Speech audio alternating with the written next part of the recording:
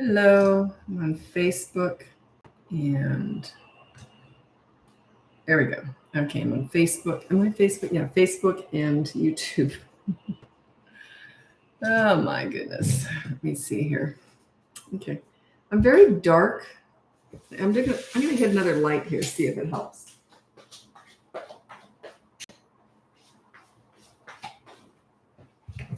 Okay, that's no better, is it? Okay, I'm gonna try another light. See if this helps. I just feel like I'm really dark in this. I don't know why. I noticed that yesterday too. A little bit much actually. Oh, that doesn't turn. Sorry, I'm just trying to figure stuff out here. There we go. I don't know if that's any better or not. Sorry, I'm just trying to adjust my lights here. No, that's no better. That ain't working. Why do I try? Why do I try and do technical stuff? Oh, I had a horrible day today. It was all technical stuff I was trying to do. Anyway. Okay, I'm just waiting for everyone to turn up. I'm here in Vancouver, Canada. So while we're waiting, I'd love to know where you're from. Always find that interesting. Yep, people all over the world. I have clients all over the world. All different countries.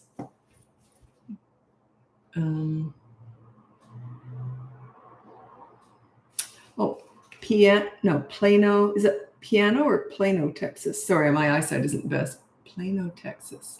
Never heard of that before. Plano, Texas. San Diego, California. Colorado. I haven't been to Colorado. I've been to San Diego. I was there when I was 11. That was 52 years ago. Halliburton, Ontario. Never heard of that before. Another Ontario. Buffalo, New York. I've certainly heard of that. I haven't been there. York, South Carolina. Iowa.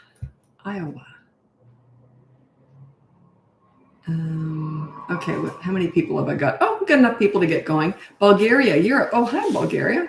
I don't think I've ever had a client in Bulgaria before. North Carolina, welcome.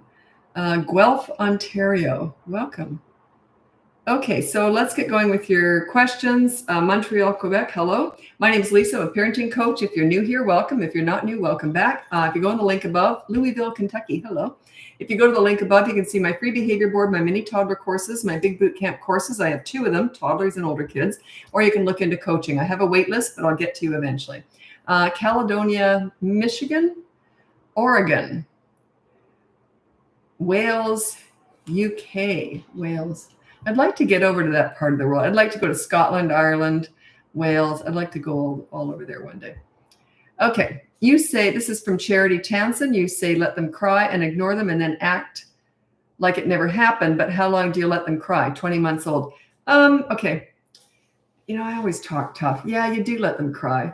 20 months old, that's pretty young.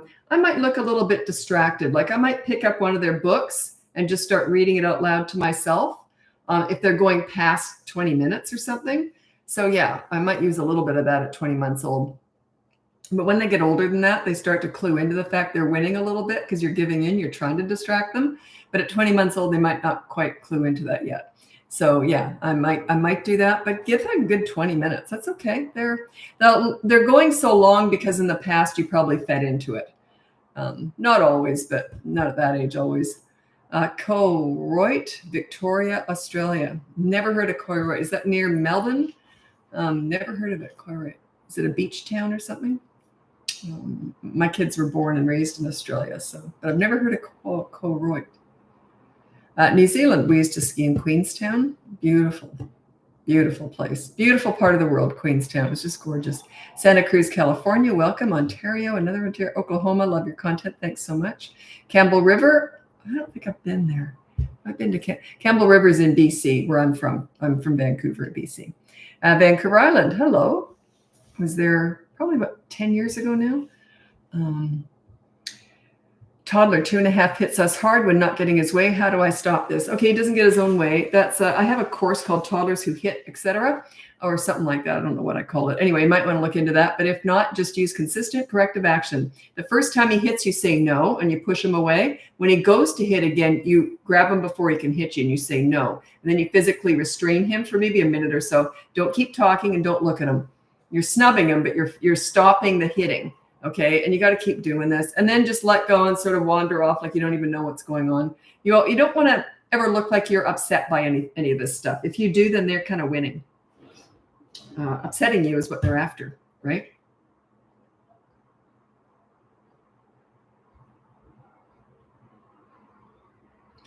Two-year-old's favorite word is no. It doesn't matter if they say no. Just follow through with what you got to do. Okay, time for bed. No. Well, put them in bed. Okay, we're going now. No. Well, get them in the car anyway. Like, just follow through with actions. Yeah, they're just testing it. Obviously, it bothers you because they feel very empowered. If it doesn't bother you, they'll stop saying it. Indonesia, hello. New Jersey. Okay, Olivia N., how did you train your kids to go potty at night on their own? We take our 2-year-old at night 3 times because he's not in pull-ups. Yeah, I didn't use pull-ups or anything. And my kids didn't have anything to drink or eat, I don't think, like an hour and a half before bedtime. So they didn't have to go. So that's how I did that. They didn't have any pull-ups or anything. But yeah, there are exceptions to this. Some kids have weaker bladders, smaller bladders. I don't know the medical stuff for all this, but some of them, and if that's the case, then you would get them up at around 11 or 12 or when you're going to bed. So get them up and do a sleepy pee, like put their hand in warm water and hold them over the toilet, whatever you got to do, and do a sleepy pee in the middle of the night. But yeah, I wouldn't want a little one to get themselves up. Can we see you and your kids now? Well, you can see my daughter. She is doing my podcast with me. She's actually going to be on there. There's actually a picture of both of us, or a video of both of us on Instagram right now. I think it is. It's just talking about our podcast. But yeah, she does not like being in front of the camera. And my son isn't in the business. So yeah, he has his own thing going on. So yeah, he's 34. She's 29. I'm a grandmother now. So it's exciting. Okay, I have a 12-year-old. She talks back a lot and thinks she's such a big teen. Very stubborn with me, not dad though. Okay, other dad's the authority or the leader, or he just doesn't ask anything of her. Maybe he doesn't push any of her buttons, right? So yeah, work on now. You can. How old is she? 12. You can look into my boot camp course. Remember, we're never fixing kids here. We're fixing and teaching parents. So you might want to look at the boot camp course. That's for 3 to 12-year-olds, and it can actually go up to about 14. Unless they're like 14 going on 25, you know the types, you know. So no one wants their kids to grow up fast, but girls often, well, they think they're grown up. But anyway, so you might want to look into that. But yeah, we never address attitude. That's just a byproduct of them not respecting you. But I will read out I'll read out my top 4 tips for parenting teens. She's a tween, but you're getting close. Okay, this is my top 4 tips for parenting teenagers. They're my favorite age, by the way. Number 1 is you listen to understand and show empathy. You don't listen to gather information to lecture with, or they will shut you out. If they want your advice, they'll ask for it. They already know it anyway. Okay, number 2 is you negotiate as much as possible. Hey, I want your dirty clothes in the hamper from now on. What do you want from me? And they just start to, you give respect to get it, right? That's the idea behind that. And number 3 is don't sweat the small stuff. If they do something stupid and it's not a big deal, just say, well, that was stupid. Do you want to hear what I did when I was your age? And then laugh it off. So it's okay to be imperfect, just like you are. Okay. Or I would even say, do you want to hear what I did this morning? Like, it's okay to make mistakes. There's no shame in making mistakes. If you're shaming your children when you're disciplining them, you're doing it wrong. There's no shame involved in this. There's accountability. Hey, that was bad. Especially with little kids. Oh, that was bad. Here's your consequence. Oh, well, do you want to go to the park? It's like that. It's accountability. And number 4 with teenagers, don't leverage the good times to discuss the bad times. This happens a lot. I'll work with clients in coaching and I'll get them connecting with their teenagers. Next thing you know, they're out at a movie with them or doing something fun with their teenager that they've never really done or not for a long time. And then they'll say, oh, I'm so glad that we're getting along and you've calmed down a lot. And I love this time together because the last 2 years have been hell with you. They just, and then they can't figure out why their teenager gives them the finger and walks out of the room. So yeah, you don't leverage the good times to discuss the bad times. What's the point in discussing the bad times? Can you come up with any reason to do that? I can't. Anyway. What's your top tips for parenting? So you're just in the middle. I can't quite see you because there's this heart in the way, but I'm going to guess what you said. Okay. What's your top tips for parenting 3 and up? So younger kids? I'm guessing that's what you wrote, but I'm going to read out my top 3 leadership qualities. This is for all ages, except the last one is more for 3 to 5 and above, and you'll understand. It's the listening one. But the first 2 are for all ages. Number 1, these are my top 3 leadership qualities. You stay calm during the storm. So when you're disciplining or addressing bad behavior, you stay completely calm. It's like a business transaction. No emotions are appropriate when you're disciplining children. Number 2, be crazy during the rainbows. So when everything's happy, chase them around the house with underpants on your head. So, just be crazy. And then the third one is become a great listener. That they don't care about that when they're really little, but when they're 3, 4, 5 years old, they'll start to really care about that. So become a great listener, show empathy and understanding and all that stuff. Okay. Yeah, my daughter and I finished 6. She's evidently editing them right now. 6 podcasts already. So, and then we've got to work on publishing and all that. She's doing all that. Yeah, she's going to get all the publisher and stuff. So I don't know exactly when the podcasts are going to be released, but we'll be releasing, I think, 3 of them all in one go. Anyway, so yeah, we've got all those done. Can you please physically demonstrate how you did what you did as a mom? You mean for teenagers, toddlers, a tantrum? I'll show you a tantrum. So if a little kid's or any kid's having a tantrum around me, I would never go, if this is my phone, I would never go on a phone. If a kid's having a tantrum, going on a phone or getting into a conversation is dismissive, and I consider it rude. So yeah, you want them to know that they're having a tantrum, but this is how you're reacting. You're just like waiting for a bus. You're filing your nails. So they're tantruming and you're just filing your nails, looking outside at the trees. You might look down every so often, no eye contact, no conversation. You might look down every so often like, oh, you're still going. Okay, I'm just waiting. Filing your nails. As soon as they calm down, say, oh, you all done? Okay, you want to go read a book or something?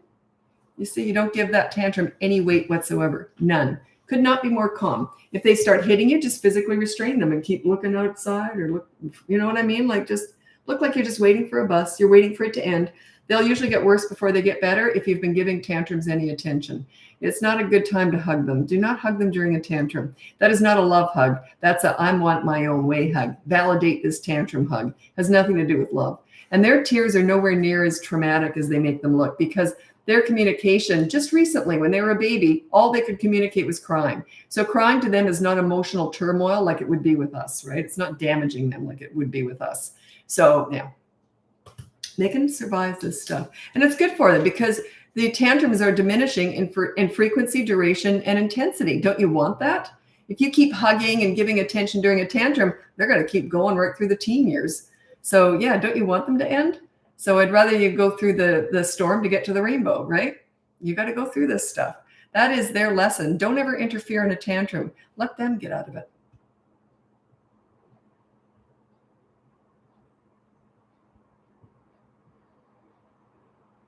Yeah, good. You're the problem. That's the way you want to address this stuff, right? Why would you want to blame your kids for their behavior? Who do you love more, you or your kids? Take the blame. Say, yeah, it's my problem. I'll fix it. Okay. If you don't take responsibility, how are you going to fix it? It doesn't make any sense to me. And I always figure, when parents, because I always say it's your fault if your kids are acting out, take the blame. When I was working with kids, I took the blame. Okay. They weren't even my kids because I was a leader. Leaders take the responsibility, take the blame. That's what we do. So you say, okay, if I was working with kids and they were acting out with me, these were kids I didn't even know. Like about I always thought, what am I missing? What am I doing wrong here? I always took the responsibility, the blame, whatever. I'm a leader. That's what you do. And also whenever I say that and parents get offended, I say, who do you love more? You or your kids? You'd rather blame your kids for their bad behavior, not you? Like, come on, think about it. Okay. Their behavior between the ages of 3 and 12 years old is a direct result of your parenting. Before that, they're just nuts anyway. Toddlers are crazy. But after that, they're a little bit more influenced out there and parenting does change. So yeah, between the ages of 3 and 12, you're at the height of your leadership. They want to please you. When they're teenagers, you want them to want to please themselves and not want to disappoint you. But yeah.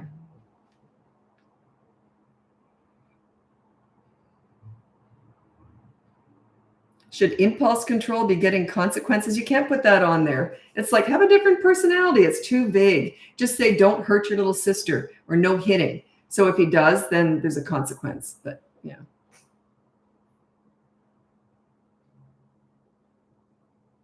Why do you start potty training? You mean, when do you start potty training? I'll just assume that's what you meant. Anyway, I do have a course on that. It's called Potty Party or something. I can't remember. It's one of my mini courses. Anyway, it's a whole process. I did my kids at 2.5. I think I could have trained my daughter, especially, at 2. But I didn't want any pull-ups. I didn't want any night nappies, nothing like that. So I just waited till I knew for sure that they were going to be done in a weekend, and that was it. I trained my son in 1 day, no pull-ups, no night diapers, nothing. My daughter in 2 days. So they were 2.5. I was already a leader anyway. If you're not a leader, and they're starting to reflect that by that age, if you're not already a leader, it's a good way to start getting your leadership skills in place, because you're using fun with this. It's all a party. It's a party, just you and your kids. Okay, it's not fun for you, but it's fun for them. Oh, it was so cute. One of person who bought the Potty Party course, they sent pictures to us, to BratBusters. And it was all, they had their son there, and he was like, yay. And it was all balloons all around the toilet. Oh my God, it was so cute. So anyway, my daughter said she's going to put the pictures up. And but the cutest photo was the one of the little boy, and it's just from the back of him. But my daughter hates using kids. Like, she just is really nervous about it. So I said, put him on there. The mom said we could do that, right? So anyway, I don't think she'll put, my daughter's really, she's very, very cautious, put it that way. She doesn't want any kids identified online. So anyway, we'll see. But you can't identify the kid this way. But oh my God, it's so cute. And the kid's all excited about it. So yeah, make it fun, make it positive. Remember, it's fun for them, not for you.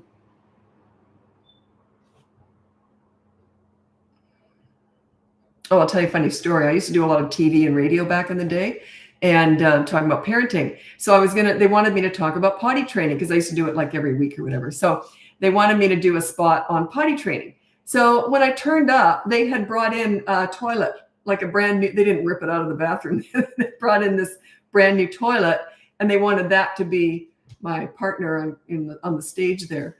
Yeah. So I thought, wow, what a classy lady. Eh? I'm on TV with a toilet. It was funny. They didn't tell me ahead of time, but it was funny. Okay, I guess what I'm saying is, when you do your videos, could you physically demonstrate the leadership skills? I don't quite know what you mean by that. You mean, well, I just showed you sort of how I act. Okay. I don't quite know what you mean.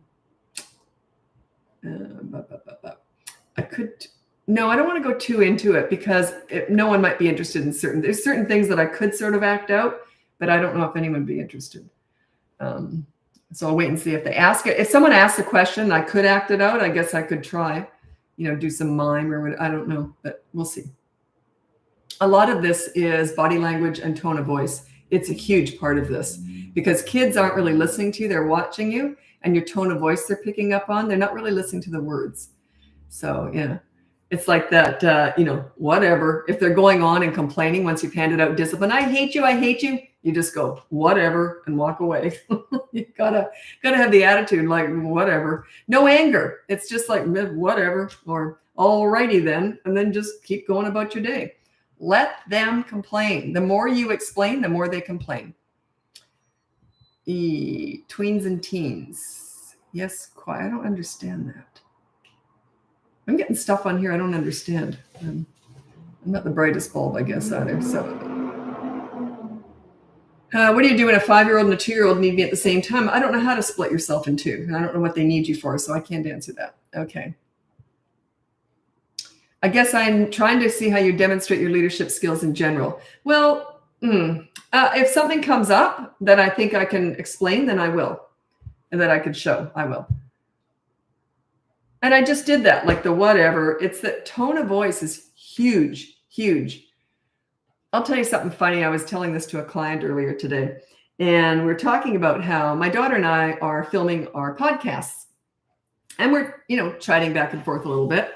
So she brought up something that was quite interesting. She said, we were talking about discipline, because I never really had to discipline my kids. I got respect when they were tiny and sailed right through. And she said, well, you got in more trouble than we ever did. because I'm a bit of a firecracker. I've got, I have no filter. I'm the crazy one in the family. Anyway, so I remember one time in particular, and I was very accountable. You teach accountability by being accountable. That's how you teach it. Anyway, so I remember one morning I got up and my kids came in the kitchen and they were smiling, and I knew right away I'd done something wrong because I knew they loved it when I messed up. Boy, did they love it. So I guess they chatted ahead of time. I don't know. They figured it all out. So he was a lot older. My son was older. He was probably 9. She would have been 4. So anyway, they come in the kitchen and they're like this. And my son says, and I said, what did I do? And my son said, remember last night you promised you were going to make muffins or cupcakes or something? And I said, oh, right. And he goes, I don't see no muffins here. So I said, what do you want?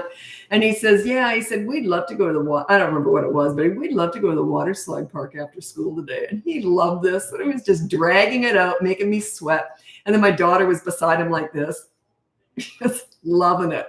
So we had fun with all this stuff. So I said, fine, I'll bring your suits and after school. So you see, you got to be accountable, but have fun with it. Discipline can actually be fun. If my kids messed up, they'd come and own it. They said, oh, Mom, I forgot to do this today. I said, fine, get the brush. And they'd brush my hair for 5 minutes or something. So have fun with it. And then when they're brushing your hair, you're chatting. So it doesn't have to be, I know it is right now when you're learning how to get respect, when you're setting yourself up as a leader, that's hard work. Yes, it is. I agree. But once you've got it, maintaining it's a piece of cake. It's like anything. Like I love maintaining fitness, maintaining cleaning. Like I just love maintaining. It's so much easier. I don't do it with everything, but I'm good with fitness and cleaning. So, but getting, like if my place was filthy and I had to clean up, that would be hard. I never clean a dirty house and maintain a clean one. But anyway, it's like that. And it's like that with leadership. Maintaining leadership is a piece of cake. Getting it's hard work. You got to earn that. But once you've got it, then you can relax and you can mess up more. And believe me, the kids love that.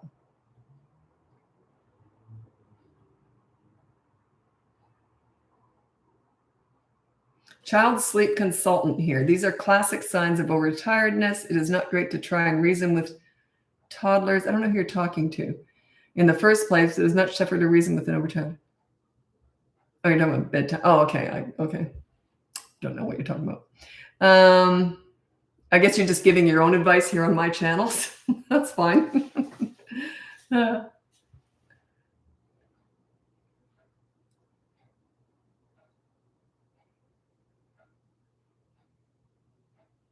What came out today? Something came out. Was it yesterday or today? Was it? Oh, no, something. It was a really interesting question. I don't get a chance to read my comments very often. Actually, I'm going to write it down. Answer comments. Every so often, I try and go on and answer comments. I only tend to do it on Instagram for some reason because I don't have time to go all over the place. But maybe once every few months, I'll go in and try and answer comments. But I saw one today. I can't remember what it was, but it was quite funny. It was quite interesting. Why would I even tell you that if I can't remember what it was? What a pointless conversation I'm having here. Okay.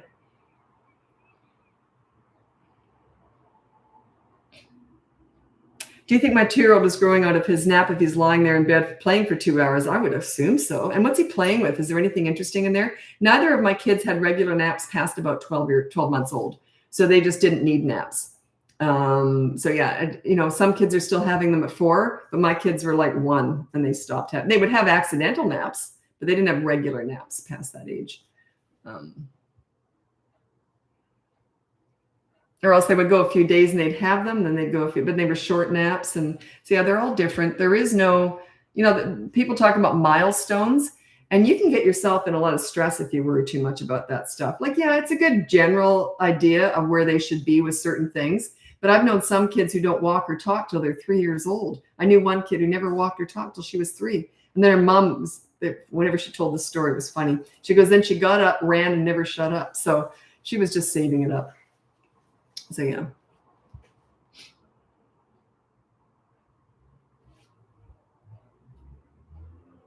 Okay, I watch your live session almost every day. Yes, you say the same things every time. I do, because I don't know. Why do I say the same things every day? Oh, because there's the best answers to the same questions. I get the same questions every day. That's why. Coaching is very different. I do tell a lot of the same stories, though, because they're the stories that have the most impact. But to me, it's more like a word of affirmations reminder before I say, you know what? You look at anybody. Look at James Clear. He wrote that Atomic Habits book. I still watch all the videos talking about it. It's all the exact same stuff, but I need to keep hearing it. But isn't that funny? Just different people telling it maybe, but yeah, so it is. It's just those are the best answers that I have. And a lot of people come on here are new. When I first started doing lives, I would get like 20,000 people in a live. And then it's because they're so repetitive, then people start dropping off. And it's mostly new people who start turning up again. But yeah, I was getting literally like 20,000 people in a live. That doesn't happen anymore. Oh, I miss a lot of questions. I mix them up and I mix up ages too, because I want to keep it, mix it up. I coach everyone from newborn up to 18 years old. So yeah, I try and mix up the ages.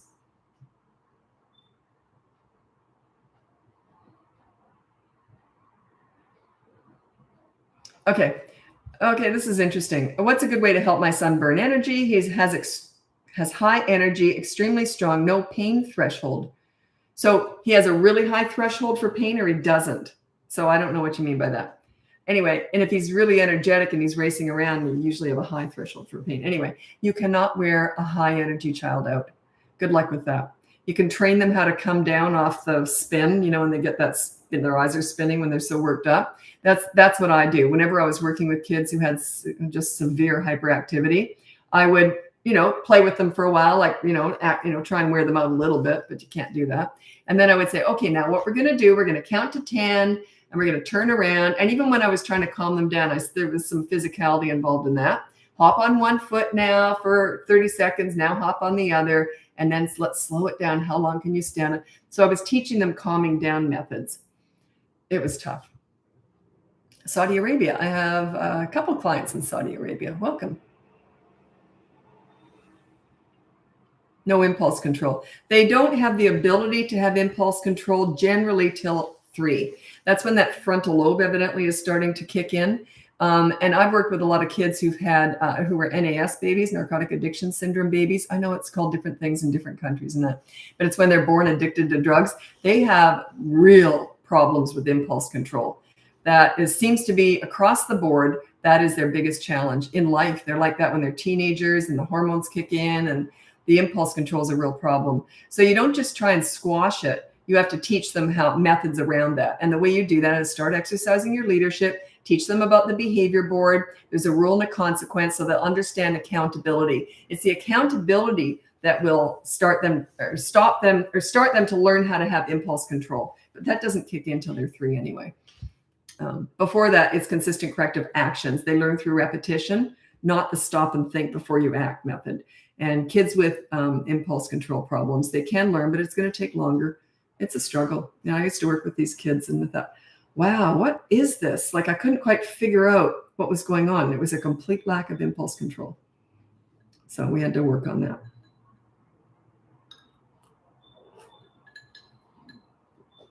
Oh, it's a lot of ice. Very watered down Diet Coke. Okay.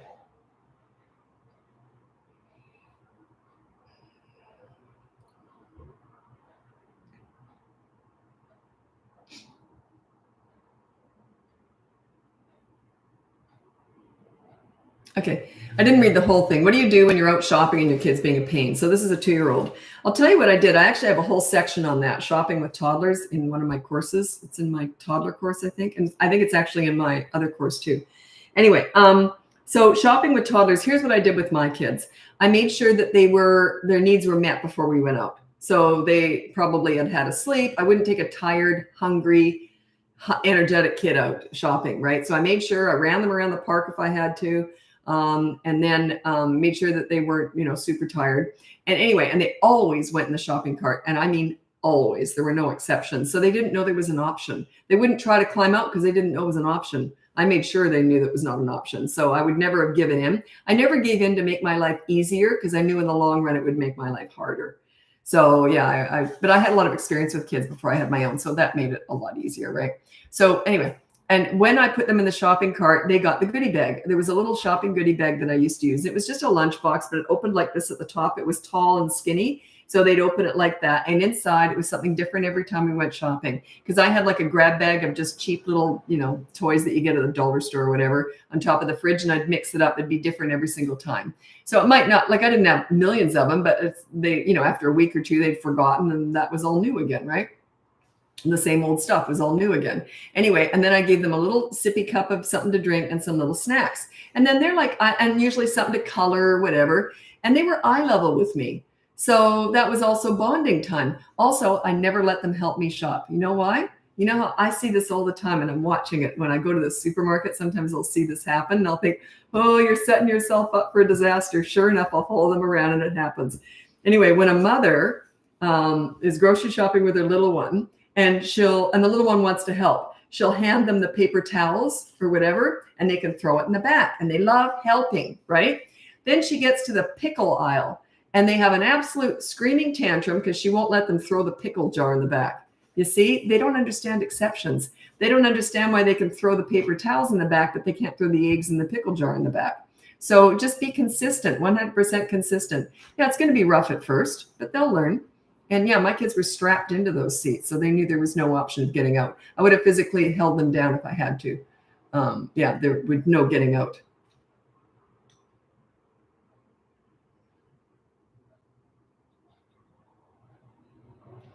Oops. Oh, I got to go. I got to go over to Instagram. If you want to follow me over there, it's BratBusters Parenting. I'm on YouTube the whole time. Anyway, if you go on the link above, you can see my free behavior board, my mini toddler courses, my big boot camp courses. I have 2 of them now, toddlers and older kids, and you can look into coaching. I have a wait list, but I'll get to you eventually. Thanks so much. Bye now.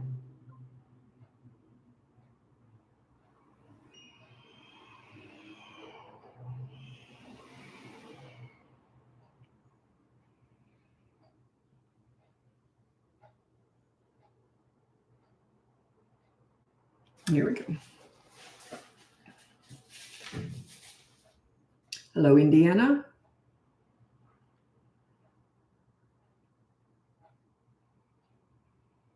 What's the best moment in your coaching career? Oh, I've had so many. And it's hard to remember if I go back. I don't know. I've had so many. It's when I would say what I like, just generally what I like about coaching is when someone's crying in the first 2 sessions. It's not always moms, like really upset. Things are going wrong. And then all of a sudden in session 3 or 4, they turn up smiling and they go, it's working. Do you know how rewarding that is? It's wonderful. I get emotional when that happens. So yeah, I love that. Okay. Welcome to, this is Instagram Live. I'm on YouTube the whole time. I was just talking to a YouTube watcher. Anyway, so if you go on the link above, if you're new here, welcome. And you can go to the link above. You can see my free behavior board, my mini toddler courses, my big boot camp courses. I have 2 of them now, toddlers and older kids, and you can look into coaching. I do have a wait list, but I'll get to you eventually. So let's get going with your questions. I'll do my best. I mix them up. I don't answer all the questions. I mix them up because I don't want to keep answering the same questions all the time. I like to mix up the ages too. And anyway, let's get going.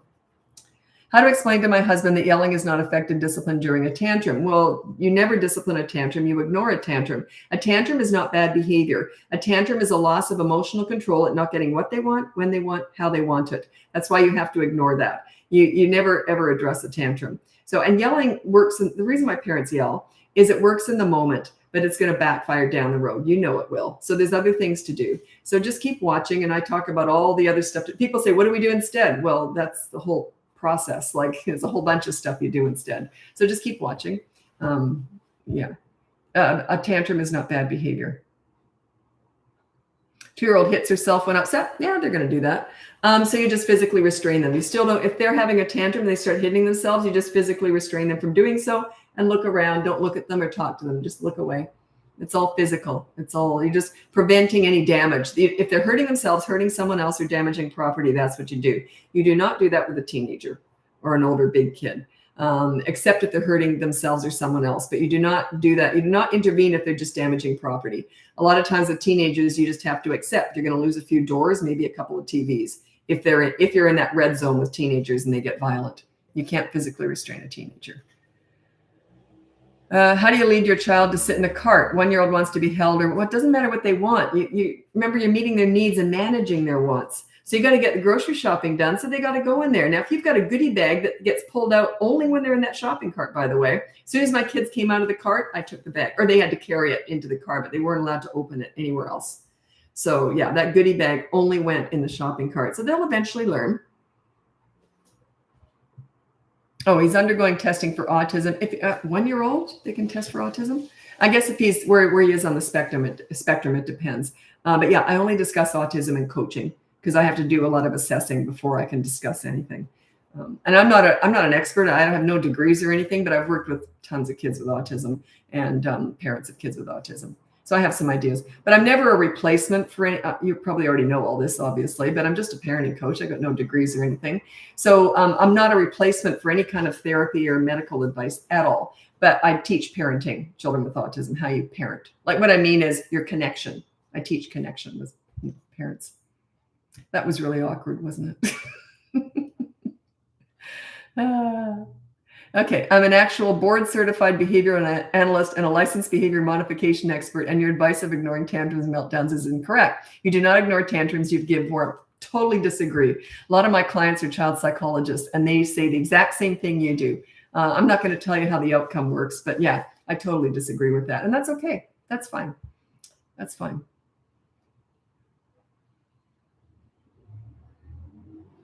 So I'm going to skip ahead to make sure you're still here when I answer your question, because I got a ton of questions here. So, whew, geez.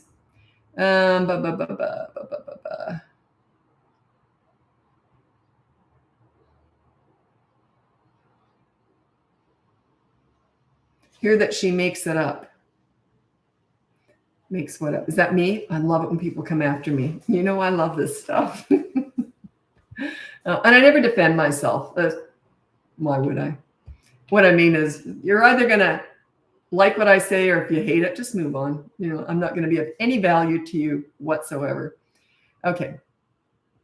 Any tips for removing a bedtime soother from a 2-year-old? Do they only get it at bedtime? If you're going to take a soother, a dummy or a pacifier away from a child, it's all the same thing. If you're going to take that away from a child, it has to be gone 24/7. It can't just be at bedtime or, you know, whatever. So yeah, I'll tell you what I did with my son. He was up and walking. He was 18 months old when I did this. And the reason I let him, I didn't want him to have it for that long. But we were living in Australia, and we were going to be visiting my family in Canada. So there's no way I wanted to take that dummy away from him before that long 24-hour trip on planes and everything. It was awful. Anyway, so I let him have it. The day after we got home, I had jet lag. So did he. We were both not at our best. And I decided today's the day that pacifier is going to be taken away. So I had him help me. We put all of his dummies in a little bag. I zipped it up. And then I said, okay, we're going to say you're a big boy now. You don't need dummies anymore. So I opened up the big wheelie bin lid and he threw them in. And he knew when mom said something, it was going to happen. He was starting to learn this even at that young age. So he kind of knew, but he didn't really grasp what was going on. He probably thought I had a whole other cupboard full of them. I don't know. Anyway, so then I was just terrified. Oh, and I bought him a new sippy cup. So you buy something to replace it with, but not at bedtime. They don't need anything to drink at bedtime. So, but this is what I did anyway. So I got him a new sippy cup. It wasn't really a replacement at the time, but I just felt better doing it anyway. So then every time he'd go like this during the day, and he'd look over at me like he was looking for the dummy, and he'd look over at me, and I'd look away really fast because I'm not getting eye contact with him when he's looking for a dummy, right? So, and he never asked for one once, not all day. I couldn't believe it. I couldn't believe it. Most things aren't that easy. That one, I don't know what happened there. I have researched you. Oh, someone's still coming at me. That's okay. Go somewhere else. Go somewhere else. I've worked with hundreds of kids. And that's okay. I'm not saying my way's the only way. If you don't resonate with what I'm saying, go somewhere else. What are you wasting your time here for? What just doesn't make any sense at all to me. You're never going to hurt my feelings. Trust me. It doesn't bother me at all. Okay, enough of that stuff. It's just bullying stuff. And I'm very good at that. I've never been bullied my whole life. And I'm not at 63. I'm not going to start now. Okay. Kindergartner is struggling to follow rules and meet expectations in the classroom. That is just a sign that you're not doing that at home either. So if you're a leader at home, once they go off to school, it's like a piece of cake. They're used to having like routines and structure at home, and they're used to sort of, following along with what they need to do. So yeah, work on your leadership skills at home and it won't be a problem at school. It's a bit of a tell. It means that you're not a leader at home. When you are, they're really easy at school.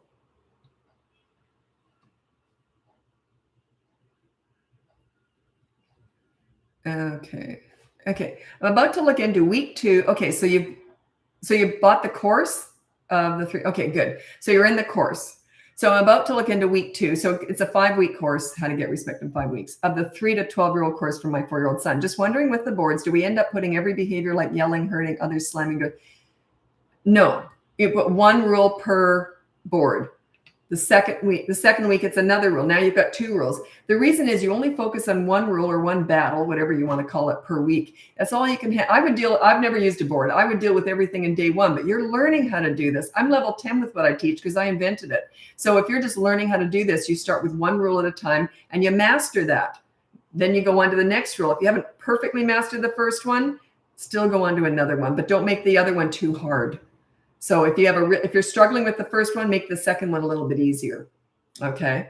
If you're working with me, we make them all hard, but I know how to sort of wangle around that. The only reason that I might make it a little bit easier, it depends on the emotional state of the parents. If they're really struggling and really, upset about what's going on, then I do go easier. But generally I try and make it pretty hard in coaching. But when you're doing it on your own with a course, you want to sort of scissor it. Like if you've got a really hard week, then make the next one easier. But yeah, you can't put it, and you never put yelling. Yelling is something you can't put in. That's in the attitude department. You put no yelling for you because you're an adult, but with your kids, you never put attitude. Yelling is in the attitude department. You can say hurting others, no hurting others. You can say that. And also, you never put down no slamming doors when angry, because you're addressing an attitude. You're addressing an emotion. There's no emotions put on that board.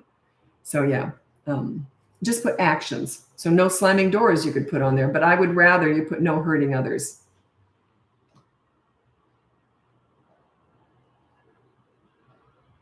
Okay, my 3-year-old is starting to lie. How do I address this? That's an easy one. Just use the behavior board and put down no lying. Just say it like it is.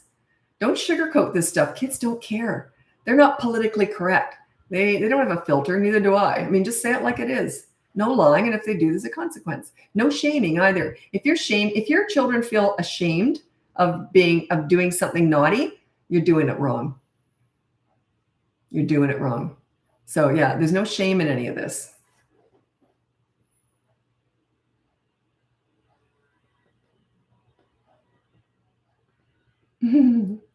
I don't know why people come on here to argue. I know they want attention. That's okay.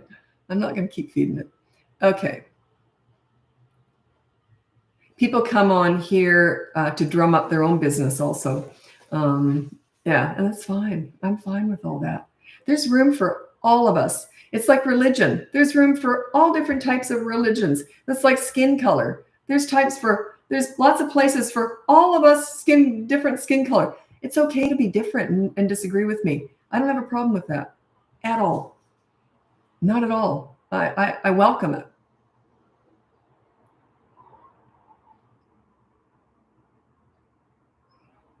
Okay. Oh,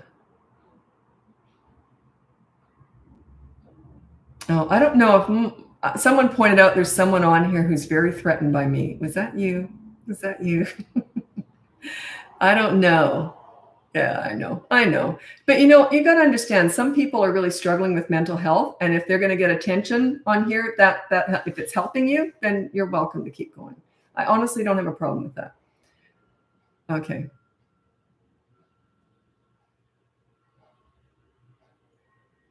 Okay, how do you deal with 3-year-old who's not listening? By the age of 3, they know how to listen because they can stop and think before they act. So that's just a sign that you're not a leader. You got to work on your leadership skills. Remember, we're never fixing kids here. We're fixing and teaching parents. When you're a leader, they just listen to you. They just do. It's just the way it is. So it's just a sign. It means you're not a leader yet, but you can anyone can learn how to do this. One of my favorite stories was I had this mom. She had the cutest little voice. She was a very sweet, one of those just really sweet people. She had the sweetest little voice, and it was just really sweet. And she talked like that. She reminded me of the mother in Ma and Pa from Little House on the Prairie. She kind of talked like that, like just very soft, Very sweet. Anyway, she was darling. So she had older kids, and I was teaching her this when they just start acting out, I hate you, whenever she's, imposed a consequence, and they were going on. I said, just say whatever and walk away. So she kept going, whatever. She just had a sweet little voice, and we kept working on it and working on it. Finally, she goes like this. She goes, whatever. And I said, that's it. Anyway, no one, her kids had never heard her talk like that before. So her kids were carrying on, being really cheeky to her. And she turned around, she went, whatever. She said they went like this, like we're just shocked. And everything started to change after that. So yeah, anyone can learn how to do this.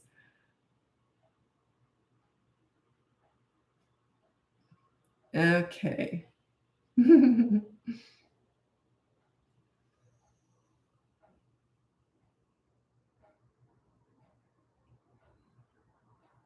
Okay. When to introduce potty training to 2-year-old with new sibling? Well, I can't answer the sibling stuff. God, it's my least favorite question is when someone says, I got a newborn and a toddler. How do I manage stuff with it? That is my least favorite question because it's very hard to deal with a 2-year-old that you have to physically do something with when you got a baby hanging off your boob. You know what I mean? Like, it's like my advice it's like, I don't know. You got a baby hanging off your boob. Potty training is a lot of work. You got to have someone hopefully that can take the newborn, the new baby, while you're doing this. Potty training, I did my kids at 2.5 years old. That's when they really can, that's a really good age to do it. Could even be a little bit old. Some kids are already a little bit younger. But I had someone, I think it was Alive or somewhere, and they said they potty trained their kid 18 months old and they're doing really well. And I'm thinking that's really great. It can happen.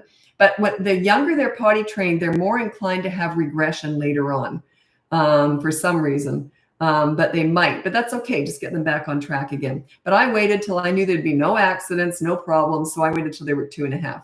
And the reason why I recommend that is it is the best. You got your best chance at that age, right? Okay.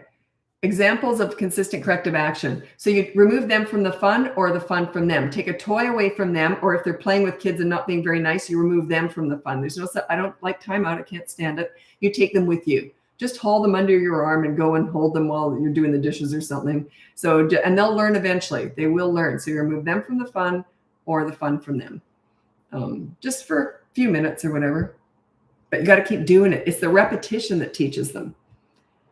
It's not the big show of one big removal of something. It's you got to keep doing it and doing it and doing it.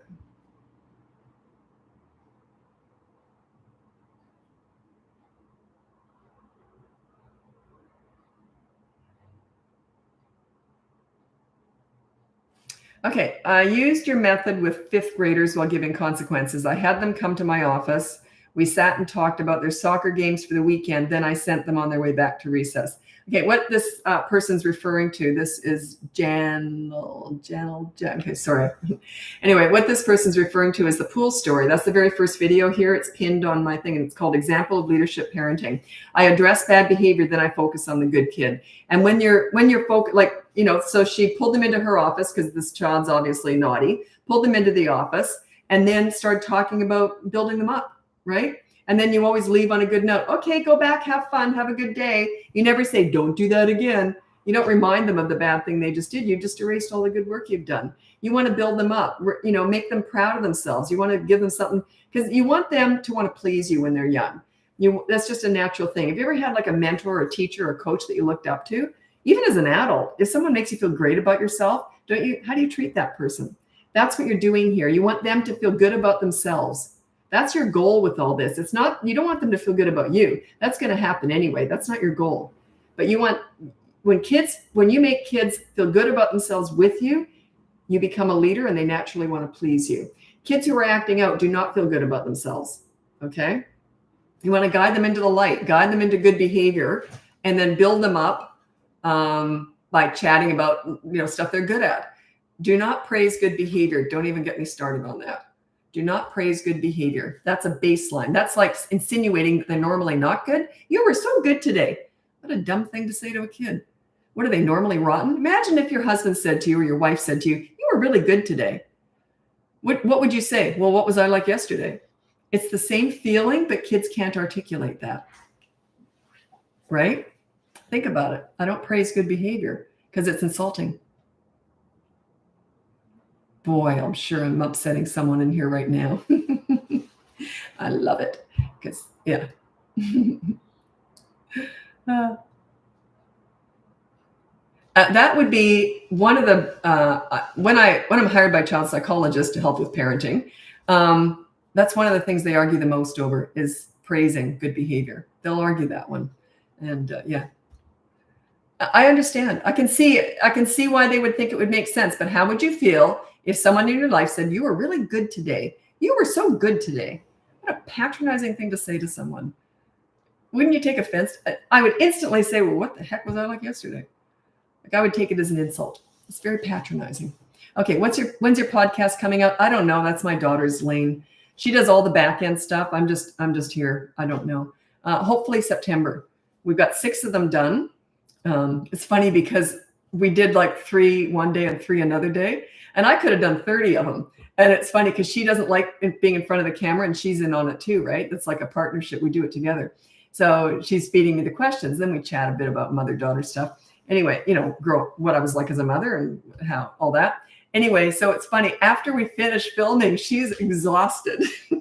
And I'm like this. I could do 30 more because this is my energy and it's not hers. The back end stuff, when she starts talking about, what does she talk about? Oh, metrics. Oh, God. I tuned out right away. I couldn't even, my brain can't even go there. Thank God we are completely different in what we enjoy and what we're good at. And thank God, that's why we're such good partners. She's my partner in this business. She keeps me in line. I'm a bit of a firecracker. I've got no filter, so.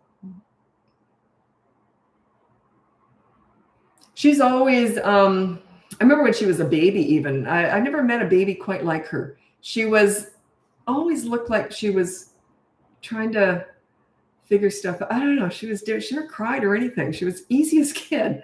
And to this day, she thinks before she does anything. She thinks before she speaks. She's very careful. She's a very confident young woman. She's 29, but she's got a really interesting dynamic going on. I can't relate to that. Whatever I'm thinking comes flying out, where she just stops and thinks before she says stuff. So yeah, so it's interesting because we're so different, but we're best friends. We get along great. So, okay.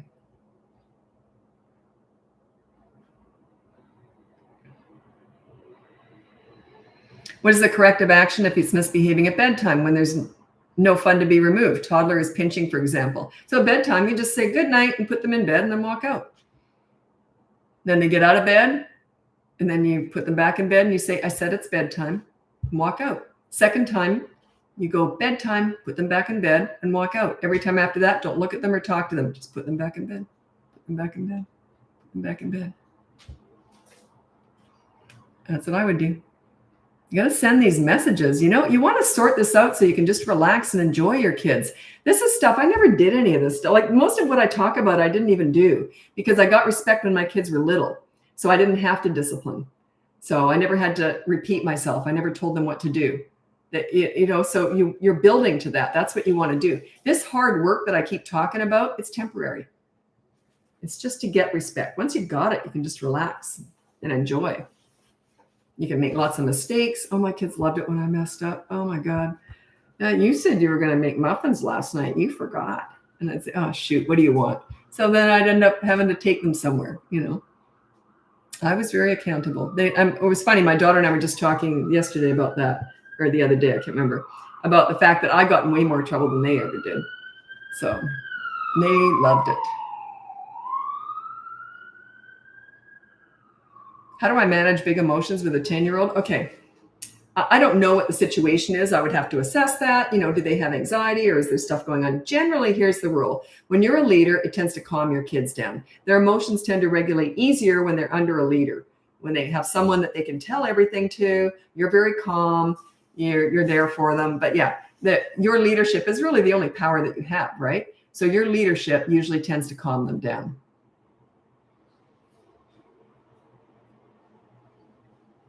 So check out my courses. I do have a course that might be good for you, the boot camp course, 3 to 12-year-old one. You have to put the ages down. I can't answer if I don't know the age.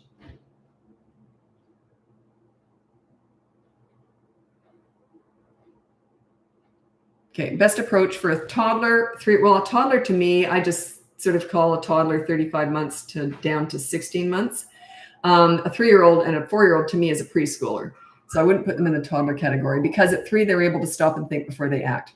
So, but under that, not so much. What's the best approach for a toddler or a 3-year-old that talks back and says no often? Well, then what do you mean? Like, okay, we're going now, and they say no. Well, I don't quite know what you mean. Says no often. Then you take action.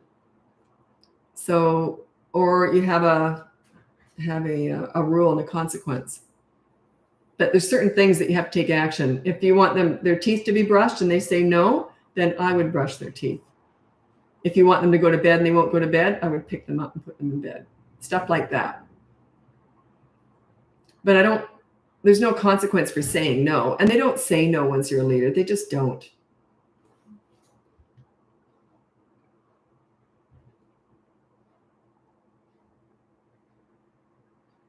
My kids all fight with each other. And we just did a podcast on that, sibling rivalry. That'll be out soon. Anyway, so siblings who fight, they're 4, 6, and 7, I think. If it's physical, I would put down no hitting. The problem with this is you got to figure out who is the one who causes the problem. A lot of parents get this wrong. They think because they all punish the hitter, but really, what did that other one do? What did they do to get hit? So you got to figure out the dynamics of what's going on. And then I would just separate them. You can't get along. You go there, and you go there, and put up put chair between them so they can't get to each other, or teach them how to take turns sharing something. There's a million different ways of going about it. Which one should I talk about? Okay, let's say they're fighting over something, and there's one controller, and they're all fighting over turns. Then use a timer. Say, look, you each got 5 minutes on that game or whatever. So start timing it. Get organized. You're going to have to get involved to show them how to get along. A lot of parents just want to stop the bad behavior, especially with fighting. But sometimes you have to show them how to get along, show them how to play well together. A good example of this is like a lot of parents say, well, I don't know why they fight all the time. They always say they're jealous of the other ones, but I give them each one-on-one time. Well, if you've got kids who are fighting, it's the worst thing you can do is do one-on-one time with each kid. It builds resentment, and they're not learning how to get along. They're learning how to hate each other. That's the worst thing you can do. So if you've got kids who are not getting along, you only play with them together and you show them how to get along. And they will start to bond over laughing at you. Play silly games where they're going to be better at it than you, just silly stuff where there's no winners or losers. And you can just do TikTok dances or something like that. So, and then they'll usually bond over laughing at you. That's how my kids bonded. There were 5 years between them, a boy and a girl. They didn't have much in common except laughing at mom, who was crazy. So that's how they bonded. You got to show them how to get along.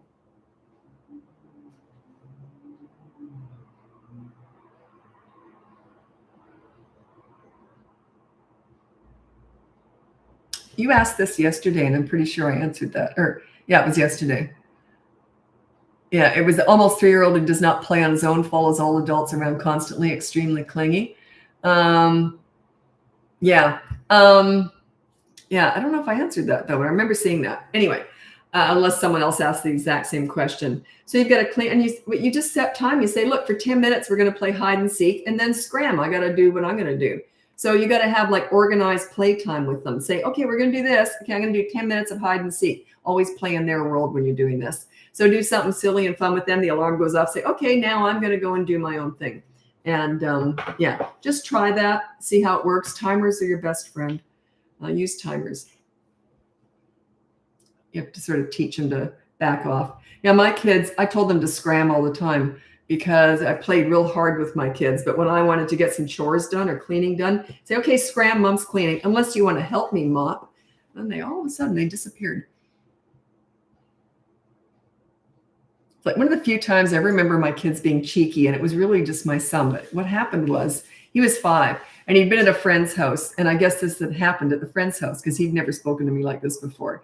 He came home and he said, I'm bored, in that snotty tone. And I'd never heard that before. So I went like this. He went, never mind. I'm not bored. Never mind. No, I loved it. Right. So he knew something. He knew that I was going to handle this. So I was laughing and I said, oh, my precious angel, are you bored? No, I'm not bored. No, never mind. Never mind. So I took him in the laundry room, filled up a bucket full of water and gave him a mop. He was never bored again. So, and my daughter, 5 years later, she's 5 years younger. 5 years later, the same thing happened. She came home and she didn't say it quite with that tone that he did, which he'd never used again. Anyway, so she went, I'm bored. And I looked, and my son instantly started laughing. He'd remembered that. So anyway, and so I took her I said, oh, is that precious angel bored? No, I'm not bored. Never mind, never mind. So yeah, don't challenge me. Don't try and play me like a fiddle. I love stuff like that.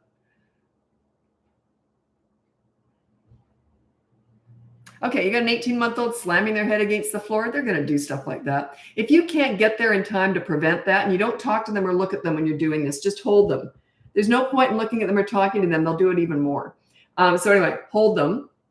But if you can't prevent that every single time, go online and get one of those foam helmets. They were initially evidently invented to prevent kids with handicaps from hitting their heads and that. But I recommended them to lots of clients. And they say, it's funny, I only have to put it on them once. And they start to learn, if you bang your head, the foam helmet goes on. They hate that thing.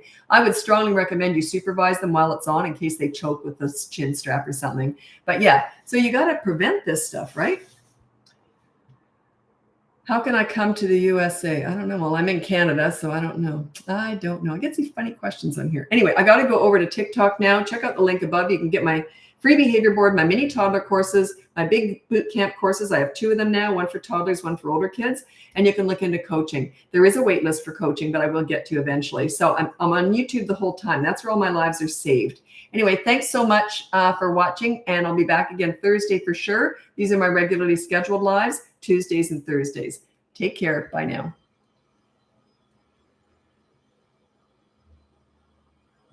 You're on YouTube. You probably didn't see that snotty person coming at me on there. I love that stuff. I don't know why. I always did. I've never been bullied my whole life because it doesn't bother me. But yeah, it's funny. You know, I always wonder why don't they just leave? It always strikes me as funny when someone throws such negativity out there. Think of the misery they must be going through to be able to do that. Anyway, yeah, they're welcome to come on board and do whatever they want. Welcome. Who's here? I haven't got very many people turning up yet. So let me just look on YouTube here. I found a way to solve all parenting problems. I already know what you're going to say. I have never had children. Yeah, that's one way to solve it. Okay, what should I do if a child loses screen time very early in the day but misbehaves a few days later? That's like, what do you do when they keep doing the bad behavior during the consequence? You just say, well, that's why you've got no media. That's all you can do. It's going to be a rough 24 hours, but chances are they're not going to do it again. Or they'll be less likely to do it again. So it's going to be a rough day. Yep, you can't pile on consequences. Once they're in one, that's it.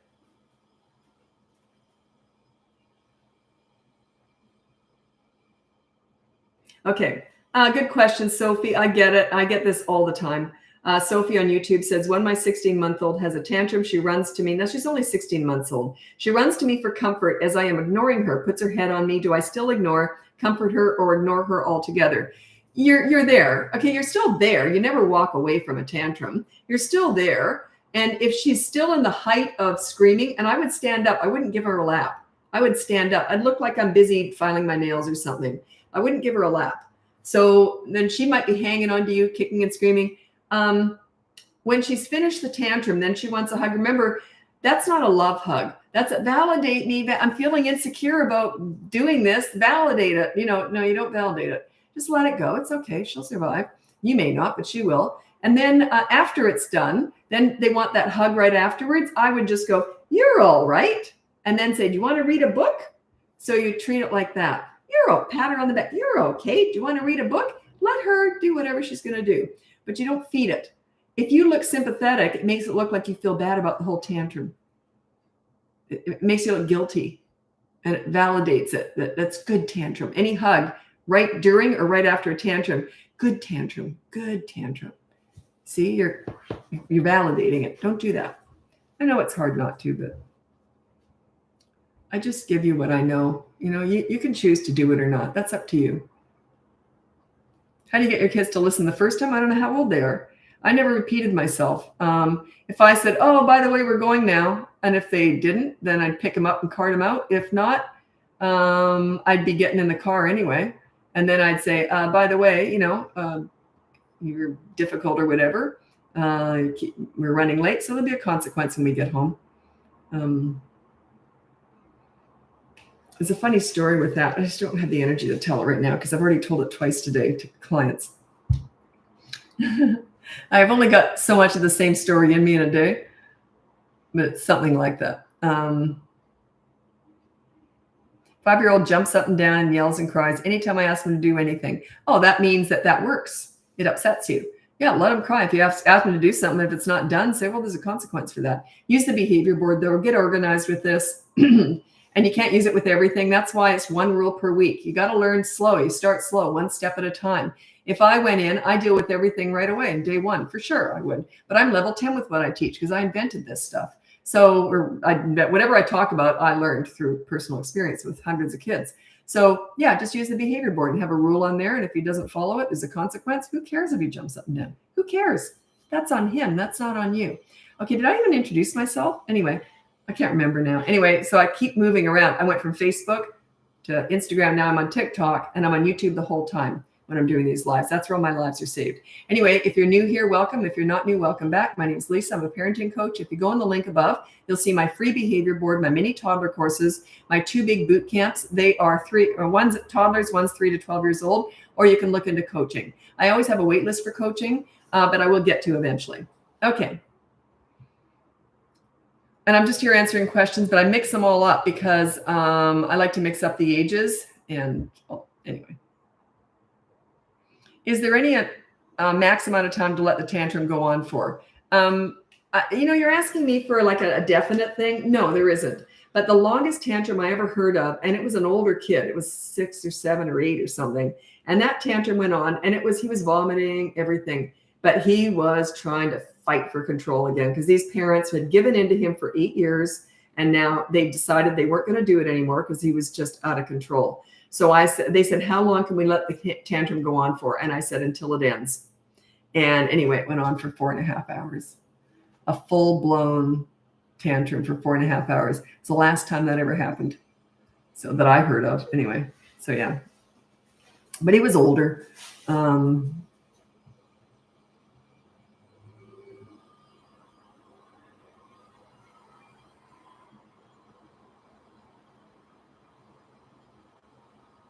I was going to read that, but I don't understand any of the questions, so I don't want to answer it.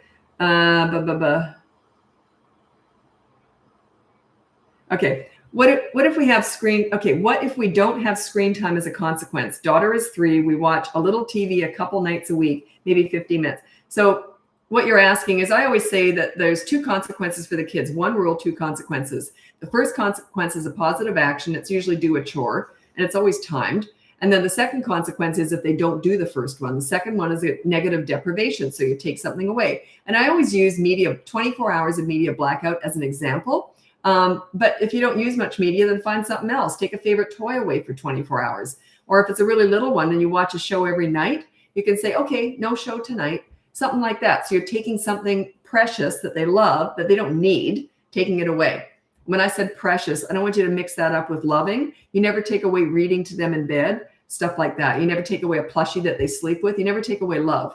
But something precious that they play with, that's okay. You can take that away for a whole day. Or if they're really little, you can just say, okay, no show tonight, or you can't have this toy for the rest of the day. It's not so much, parents tend to get caught up in what the consequence is. That's not the important thing. The important thing is your consistency. And you're teaching them if you do something bad, then there's going to be a consequence. Like that's how we learn. That's why we pay taxes. I don't know about you, but I probably wouldn't pay taxes if I wasn't afraid of going to jail. But you know what I mean? Like we all run our lives through consequences. The sooner your kids learn this, the better they're going to be in society, and the better people are out there are going to like them because they won't be entitled little spoiled things who don't have any idea about accountability. So you want to raise accountable, self-disciplined kids. The sooner you do this, the easier your life and their life will be.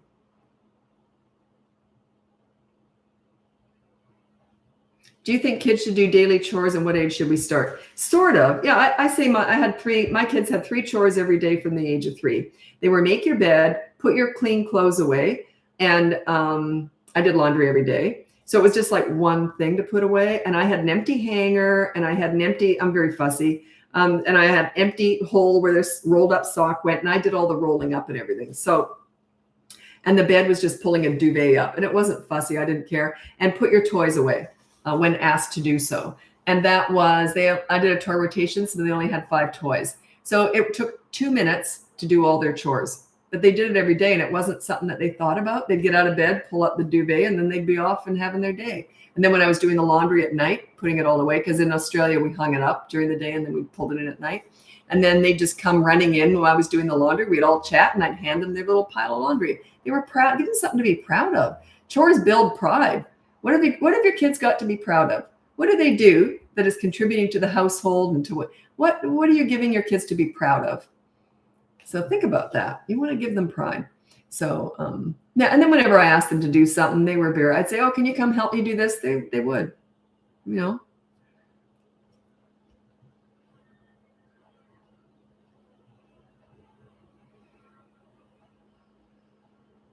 If you fail to do consistent corrective action for a toddler, how do you recover? You can always recover. I specialize in teenagers, so you can always recover. It just gets harder and harder. Okay, the sooner you start doing all this stuff, the easier it is. Like, I didn't have to discipline past the age of maybe 3.5. They were self-disciplined, but I put in the hard work in those first 3 years. So anyway, yeah, you can always recover. It just takes longer. It's just going to take longer.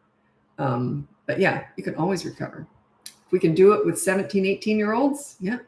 Now, we're not going for good behavior so much with that age. We're going for mutual or respectful relationships. And I work harder on those parents for sure, because they usually their demands are a little bit out of whack with teenagers. You have to accept the fact that they're not mini yous, that they might have their own views. Some of them might not even want to go to college. That's a big battle with some parents. And yeah, although that's it's difficult, because some kids now think that they can just be an influencer. They think, oh, I'll just go online and I'll just be an influencer and make millions of dollars. So you have to also raise them to be realistic too, right?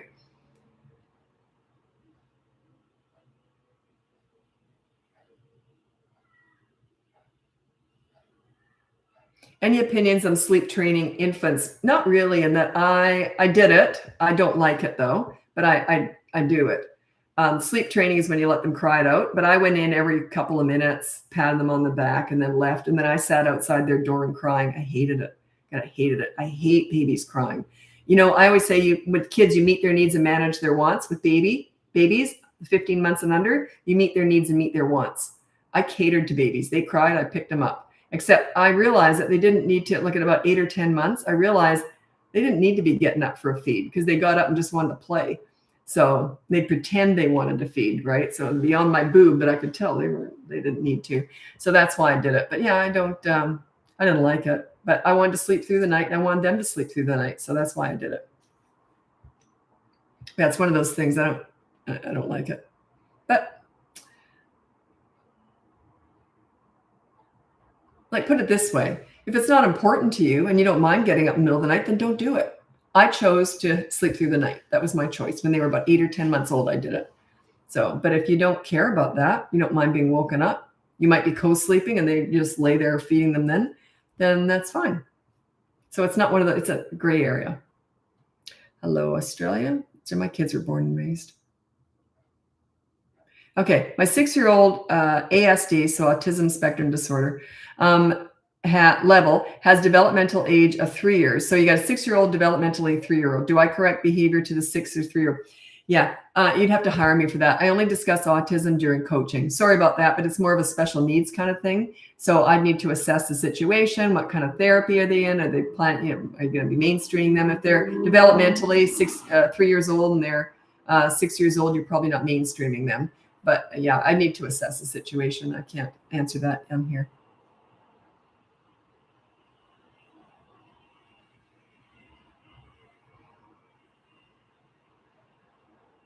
Okay. Is it okay to leave my 2-year-old toddler in another room until she comes calmer? No, I don't do that. I want them to see me not reacting to them acting out. Like I never do timeout. I can't stand timeout. I want them right near me so they can see me not being bothered at all by their tantrums. Yeah. How do you establish a bedtime routine for toddlers making excuses to not sleep? In other words, I'm controlling here. I'm controlling. I'm thirsty. I don't feel well. I feel lonely. You don't love me. I wouldn't listen to any of that. Once I've said it's bedtime, I have a whole course on bedtime battles and how you do this, but that's just manipulation. Yeah. Were they thirsty an hour ago or 2 hours ago? You know? Yeah. Who cares who cares? It's bedtime. Bedtime. You want to control bedtime. Don't let them control it. So yeah, they're just going like this. They're manipulating. They're stalling. How do you keep yourself regulated in those moments? Well, just have faith that it works. See, I already had experience with kids before I had my own, so it helped a great deal because I kind of knew this stuff would work. Kind of went in, kind of knowing what I was doing. It helped. So just have the faith that it will work. That's all. That's all I can tell you because that's your own emotional battle to win, right? I know it's tough. I'm not saying I coach people every day. I know it's tough.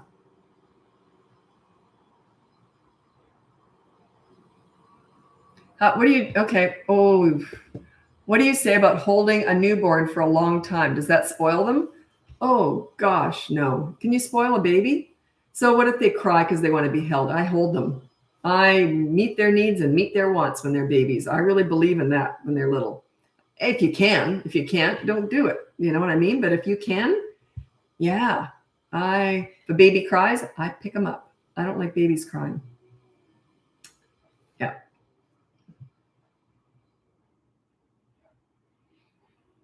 How do you get a 15-month-old to stop throwing food on the floor? That one's actually quite easy. So when they throw food on the floor, you pick it up, you throw it in the garbage, and you say, okay, no more, and then you hand feed them.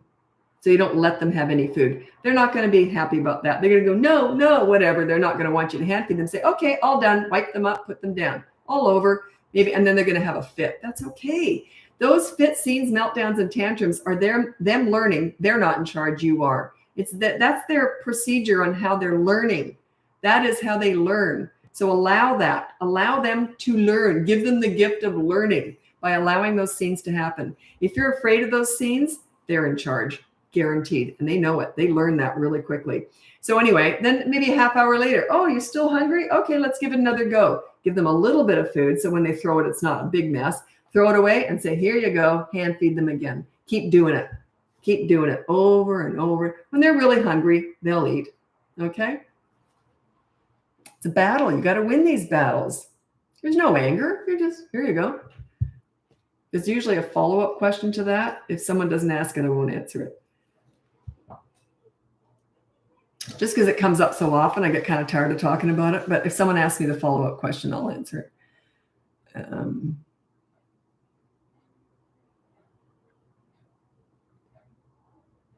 Oh, this is cute. This is from Moody Beauty on YouTube. Thank you so much for your lives. They've helped me so much as a single mama of 4 and 2-year-old. That's why I keep coming on here. I don't get paid for any of this. This is all just, I'm just handing this information out because I know I'm helping people just on these lives. You should see some of the emails that we get. I mean, it's just amazing. So that's what keeps me going. I love talking about parenting. This is it's wonderful. I love it.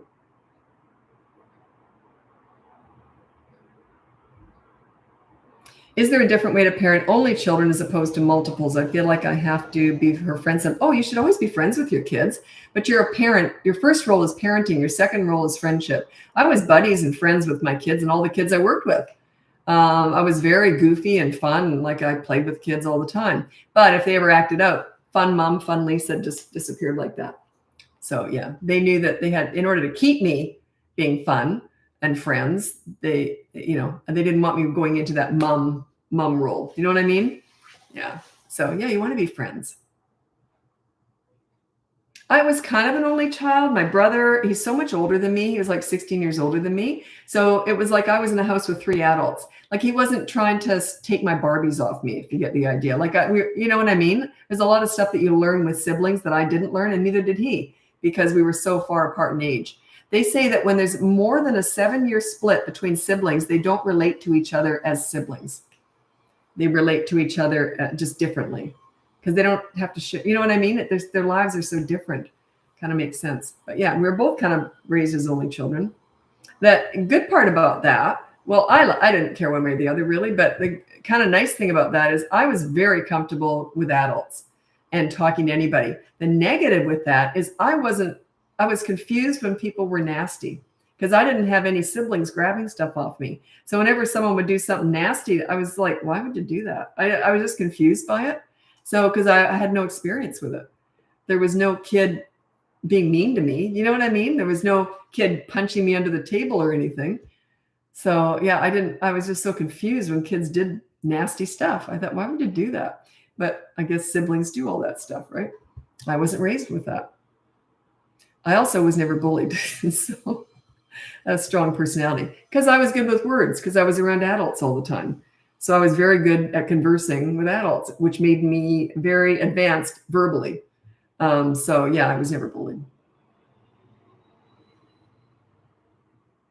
I got to get going. Okay, thanks so much for joining me. Check out the link above. You can see my free behavior board, my mini toddler courses, my big boot camp courses. I have 2 of them now, toddlers and older kids. And you can look into coaching. I always have a wait list for coaching these days, but I will get to eventually. Thanks so much for joining me, and I'll talk to you again Thursday for sure. I might be on here sometime tomorrow too. Bye now.